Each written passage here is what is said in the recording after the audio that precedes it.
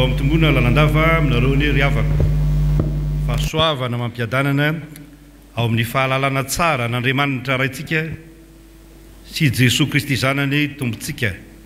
Amen.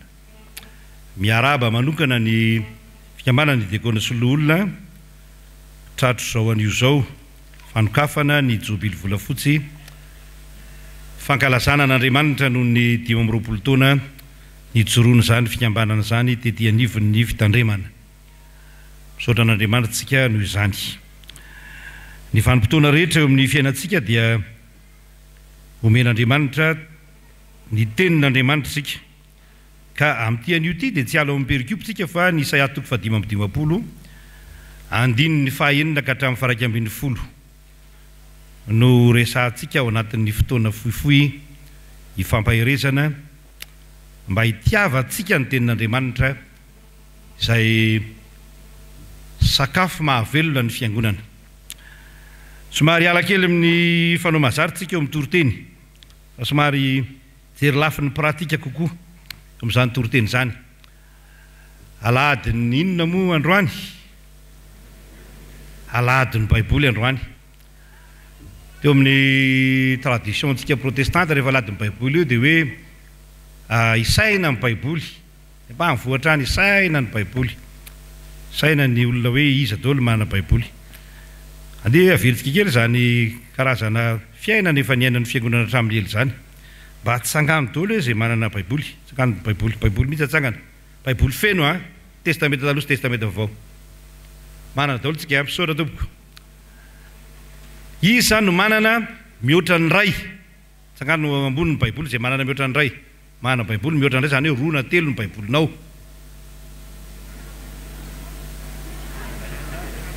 Any an-trano, mazava zany ka mazava tsara fa any an-trano. Tsy mahapakan'ilay any an-trano akory. Misaotra tompoko. Mino aho fa misy olona tsy manana Baiboly any ho any, na atao am-piangonana ato aza. Mino fentanao fa manana Baiboly daholo ny olona rehetra ato. Mety misy tsy manana. Ka mitovy amin'ny akanjo ihany ny Baiboly. Raha manana 2 na 3 dia mba omeo ny hafa ny hafa. Izay anananao. Fa mbola lehibe noho izany no hoe tena mamaky ny Baiboly ve tsika? Dia izany fanekena ataontsika teo amin'ny mpandray Ary ny diakona aza mbola manamafy an'izany amin'ny fanekena voalohany. Fanekena voalohany zany amin'ny diakona sy olona. Mamaky an'io Baiboly io ve tsika? Zatra an'io Baiboly io ve tsika?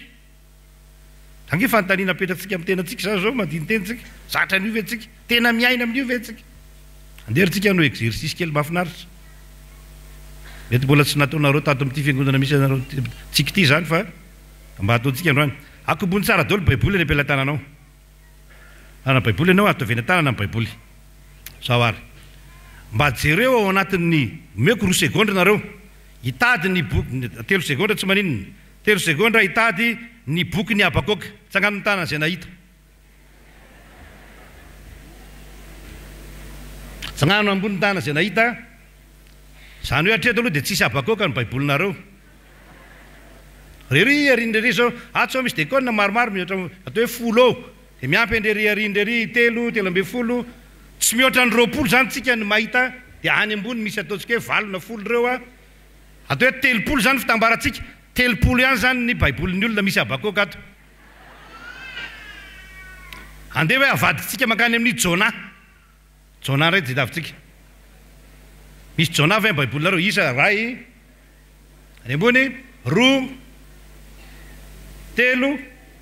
Vao tsy mihoatra amin'ny 10 zany tsika mahita Jona zao zany hoe tsisy Jona amin'ny Baibolinareo zany.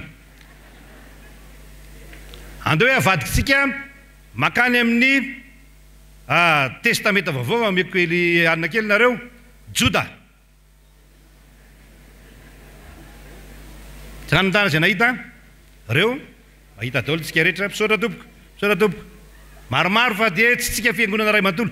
Zao misaotra tompoko. Ny antony zany tsy hoe dia hamasoana antsika akory sanatria. Fa hitsapatsika hoe zatra an'io Baiboly io ve tsika? Zay. Zay ngeda be zay. Zatra an'io Baiboly io ve tsika? Mahanaroa tsika natelo any an-trano mipirina iza ho aiza le Baiboly ary isaky ninona ny miasa. Tange fantaniana ngeda be. Dia sahala mitovy amin'ny arena ihany, manana volamena be dia be nareo, manana vola dia manana coffre-fort dia mihidy eo. Ka tsy baiboly mihidy no ilain'ny fiangonana, fa baiboly misokatra no ilain'ny fiangonana. Tenin'Andriamanitra misokatra mamelona ny fiangonana, fa tsy tahiry mahafinaritra isam-pianakaviana. Tsy zay ve? Mahafinaritra ty pericube androany ty, ary zavana anankiroa ihany nosotontsika ao anatin'ny pericube. Ny voalohany dia ny hoe hitantsika ato anatin'izao pericube zao ny toetra ny tenin'Andriamanitra. Isaia 5:5 ka hatramin'ny 1:10. Fa io tenin'Andriamanitra io dia mamelona fanantenana. Mamelona fanantenana io. Tsy hitantsika mivatana eo zany anefa tena zany lazainy ao. Mamelona fanantenana io. Maninona? Mamelona fanantenana ny tenin'Andriamanitra. Ary io tenin'Andriamanitra io tena toetrany mihitsy ny mitondra fahavelomana. Mitondra fahavelomana. Maninona ozy tsika teo? Mitondra fahavelomana zany tenin'Andriamanitra zany. Asa raha azontsika an-tsaina rehefa mijery ny contexte ao amin'ny Deutéro Isaia isika. Zany hoe ny Isaia 2 manomboka amin'ny 5:20 dia mandroso makaty amin'ny hatraty amin'ny 5:10 aty. Fa mbola tena ao anatin'ny fahababona tanteraka ny Israely, firenena jiosy. Mbola hoe Israely ny filazana azy tamin'izany. Ary tsy vitan'ny hoe babo fa marina fa eo amin'ny tantara dia efa mifaraparana ny fahababona. Fa tsy mbola mahita mangirana mihitsy hoe aiza no lalakale hialana amin'izao fahababona zao. Tsy mbola any mihitsy ny resaka hoe ndeha hiverina na haverina any amin'ny tany razana. Zavatra dia tena mora loatra akory zany eo amin'ny fiainan'ny firenena. Ary rehefa mijery ny zava-misy amin'izao fotoana izao tsika dia tataka izany ange ny zava-misy zao tsy mbola hita mangirana hoe aiza. Za zao dia nijery ny fampahalalam-baovao maly hariva dia kivy ihany kivy amin'ny maha olona moa zany, fa tsy kivy amin'ny mampanompon'Andriamanitra. Tsy mbola misy arivo mahery eto Antananarivo fotsiny voan'ny coronavirus, ary 20 maty ao anatin'ny herinandro teo Madagasikara. Mety tsy mbola na ino an'izay ngamba nareo fa mety ny sasany mety tsy mijery vaovao intsony. Izao tontolo izao dia mbola tsy hita hoe inona ny fanantenana fa hitsahatra ty zavatra manahirana ty. Any an-dafy zao hitantsika amin'ny vaovao zany any Canada, any Australie, aty a France misy hoe caravane de la liberté. Zay milaza hoe ajanony amin'izay ty resaka distanciation sy ny rehetra ty, ajanony amin'izay ty resaka passe sanitaire sy passe vaccinal sy ny rehetra ty. Zany zany zava-misy amin'izao. Maninona moa ny olona mieritreritra an'izany satria tsy manana fanantenana intsony izy. Israely mahafantatra tsara fa matoy izy babo dia noho ny adalana nataony teo anatren'Andriamanitra. Ary eloka teo anatren'Andriamanitra zany. Tsy mieritreritra intsony hoe tena ho afa-keloka ve, tena avelan'Andriamanitra ve ny eloka. Dia nisy sasany tamin'izy ireo aza moa todika tany amin'ny Andriamanitra Babiloniana, favaka tamin'ny Andriamanitra Babiloniana. Ary ao anatin'izany fileten'ny fanantenana zany, fileten'ny masoandro zany, ao no tsenaina amin'ny teny fampanantenana Israely. Ary tsika ihany koa dia tsenaina amin'izany teny fampanantenana zany. Fa mamelona fanantenana ny tenin'Andriamanitra. Zany no lazain'ity pericube ty rehefa tena mijery ianao. Fa hoy izy hoe mitadiava ny Jehovah dia mbola hita izy, mientsoa azy dia mbola akaiky izy, dia miroso mankany aloha kokoa tsika. Eno amin'Andriamanitsika fa aninona izy izy? Amela inona izy? Amela eloka dia amela eloka tokoa izy. Fa ny fihevitra tsy fihevitrareo. Zany hoe ny hevitrareo dia tsy voavela ny elokareo. Ny hevitrareo dia hitsoka ao anatin'ny fahababona ianareo. Fa tsy tahaka izany ny hevitr'Andriamanitra. Fa hafa mihitsy, ambony lavitra noho izany ny hevitr'Andriamanitra. Satria Andriamanitra dia tena hamela eloka tokoa. Zany ny fanantenana mitsiry eo anatin'izao tenin'Andriamanitra zao. Ary mitondra fanantenana tahaka izany ho antsika. Raha lazaina miteny vatambatana zany amin'izao fotoana izao dia hoe minoa ny tenin'Andriamanitra, minoa an'Andriamanitra. marina fa misy ny fotoana sahala amin'ny hoe fefika sy vaky sambo ianao andininy fahenina amby roapolo amin'ny asan'ny apôstôly toko fa fito amby roapolo fa minoan'Andriamanitra fa misy fotoana zay mety hitsahan'ny olona tokoa ny lohan'ny olona mpanompon'Andriamanitra fa isy fotoana anankiray amoahan'Andriamanitra antsika amin'ny fitahiana maninona fitahiana matretrika satria Andriamanitra dia tsy taka ny fihevitsika loatra tsika manamelo tena satria mahalala fa mpanota tsika mahalala fa mihitsiko tsika ao anatina toe-javatra zay tsy fatatsika hoe ahoana ny ivoahana lasa eritreritra mihitsy aho tamin'ity coronavirus ity satria mandroso be ny teknôlôjia mandroso be ny siansy fa hatreto tsika nge mbola tsy tena sura hoe inona ny tena miaro inona ny tena vaksiny mety sy ny rehetra samy mitsapatsapa daholo aloha ary zay mahatonga ny hoe amapoly ny vaksiny tsy hoe BCG io dia hoe BCG dia vita indra mandeha amapoly ny vaksiny amin'izao fotoana izao mbola misy mivoaka foana ny andafy mbola mamoaka daholo reo laboratoire ngeda be any ivelany any satria mitsoka ao anatina toe-javatra zay tsy hita hoe aiza ny ivoahana ampiasaina daholo ny fahaizana rehetra saingy tsy tafavoaka eo amin'ny olona zay tsy tafavoaka zay no itenenan'Andriamanitra fa manana hevitra hafa mihitsy Andriamanitra lalana hafa mihitsy Andriamanitra tsy mitovy loatra amin'izay eritreretintsika tsy mitovy loatra amin'izay mba saintsaintsika zay mety mba takatsika zany hevitr'Andriamanitra zany fa hevitra ambony lavitra no zay heveratsika azy izany hevitr'Andriamanitra zany tsika mijery ny tany sy ny lanitra zay azotsika jerena maso azotsika tsapaitanana ka mieritreritra fa hijanona eto sika ary mifikitra eto sika fa ny valy teny avy amin'Andriamanitra dia hoe ny lanitra sy ny tany ho levina nareo manohy azy teniko tsy mba ho levina Andriamanitra manana teny tsy mety levina le hoe levina io tsy hoe misevaporé akory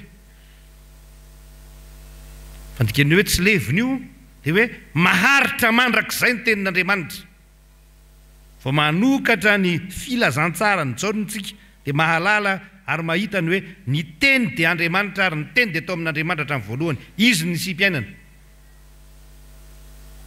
teny tsy mamaty izany tenin'Andriamanitra zany teny velona ary mamelona ny fanantenan'ny olona diso fanantenana mamoaka ny olona avy eo an-davaka zany tenin'Andriamanitra zany ary efa naveriko teto indray mandeha tamin'ny toroteny indrona intelo teneniko hoe ny tsika ny tenin'Andriamanitra tsy hoe lasa eny amin'ny rivotra eny hoe ny teny mandalo fa ny soratra amin'ny toetra fa ny tenin'Andriamanitra dia tonga nofoka nonona tamintsika miara-monina amintsika eto tenin'Andriamanitra dia Jesosy Kristy ary ny fananana n'izany Jesosy Kristy zany dia mamelona ny fanantenana tsy hoe rehefa maty fa teny ankehitriny dia manana zany fanantenana zany tsika ary tsy ho faty zany fanantenantsika zany satria velona ny tenin'Andriamanitra faharoa io tenin'Andriamanitra io dia mitondra fahavelomana fahasalamana ho an'ny nofo rehetra ozy izy ny soratra masina haina ho an'izay mahazo azy tenin'Andriamanitra mitondra fahavelomana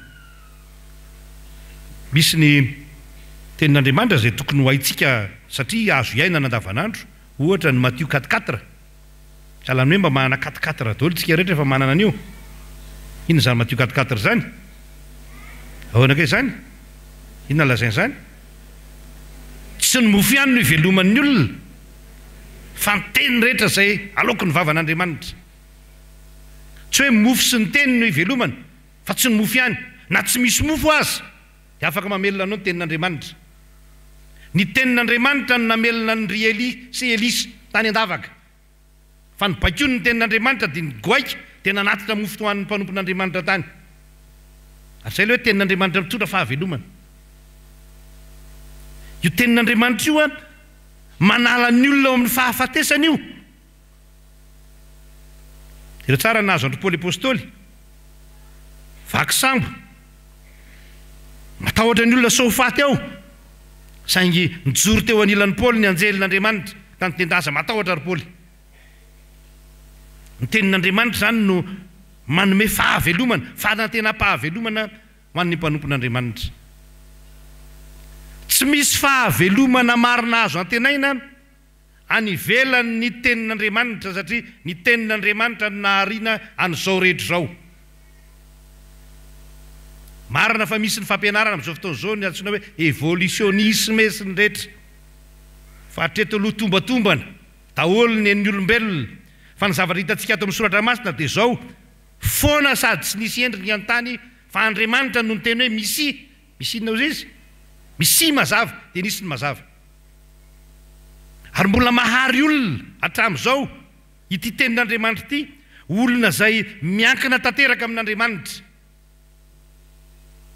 ka manana fahavelomana azo antoka, tsy hozogozony ny fahafatesana kely izay mety midony eto ambonin'ny tany eto rehefa tonga ny 70 taona na 80 taona na 70 taona amin'ilay Salamo 110. Tenin'Andriamanitra zany dia manana toetra mitondra fahavelomana. Io le lazainy ato fa toy ny ranon'orana ozy isy ny oram-panala milatsaka avy any an-danitra ka tsy miverina raha tsy efa navotony tany, ka mampaniry sy mampavokatra azy ahatonga vo an'ny mpamafy sy anina ho an'ny mpihinana. Tondra sakafo zany ho an'ny olona ny tenin'Andriamanitra. Ary za samy teny an'izao, tena ara-baky teny io, ny vary hoaninao sy ny loka hoaninao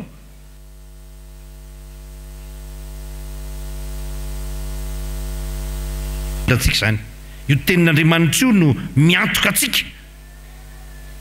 Zay ny dikany teny hoe katsao aloha ny fanjakany sy ny fahamarinany, dia maninona hoe izy?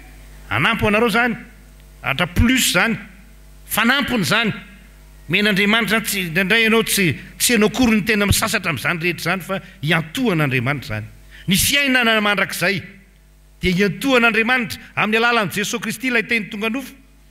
Ka izay mino azy dia manana fiainana mandrakizay, ka tsy ho very.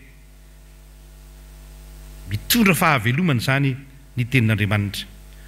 Ka zany no itenenana amintsika fiangonana hoe andeha apetraka amin'ny toerana tokony hisy azy zany tenin'Andriamanitra zany, mifikira amin'ny tenin'Andriamanitra, tiavo ny tenin'Andriamanitra, ivelomy io tenin'Andriamanitra io, aza ampirimina any anaty vata fitehirizana ny baiboly, fa sokafo ny baiboly ary iaino isan'andro. Raha misy zava-manahirana anao, miazakaza manontany an'Andriamanitra hoe inona no lazain'Andriamanitra amiko amin'izany. Marina fa tsy ansa akory ny baiboly, fa saingy izao vahaolana ny baiboly, vahaolana ny tenin'Andriamanitra.